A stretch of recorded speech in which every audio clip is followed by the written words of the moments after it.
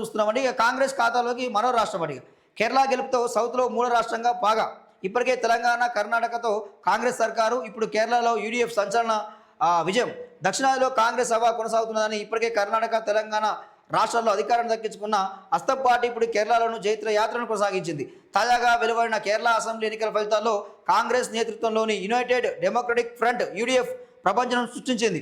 దశాబ్ద కాలంగా అధికారంలో ఉన్న లెఫ్ట్ డెమోక్రటిక్ ఫ్రంట్ ఎల్టీఎఫ్ పాలనకు చరమగీతం పాడుతూ కేరళ ఓటర్లు యూడీఎఫ్ వైపు మొగ్గు చూపారంటూ మనం చూస్తున్నామండి. సో ఇక్కడ విషయం ఏంటంటే పినరాయి విజయ్కి ఓడగొట్టారు. సో ఈరోజు కమ్యూనిస్టు పార్టీ అదొక్కటే భారతదేశంలో కేరళలో మాత్రమే అధికారంలో ఉండే. సో ఇప్పుడు అది కూడా లేకుండా పోయింది. సో ఎక్కడ కూడా ఈరోజు అధికారం లేకుండా పోయింది ఈరోజు. సో ఎందుకు ముఖ్యంగా ఆయన ఓడిపోవడానికి ప్రధానమైన కారణం ఏంటంటే ఆయన మీద బంగారం సంబంధించి బంగారం కుంభకోణాలు చాలా కూడా వెలుగులోకి వచ్చినాయి. సో దాన్ని కప్పిపుచ్చడానికి అమిత్ షాతో కుమ్మక్కయ్యిండు, కేంద్రంతో కుమ్మక్కయ్యిండు, కలిసి ఈ బంగారం కుంభకోణం చేసిండు అని చెప్పి చాలా ఆరోపణలు రావడం, అక్కడ ప్రజలు ఆయన తిరస్కరించడం కూడా జరిగింది.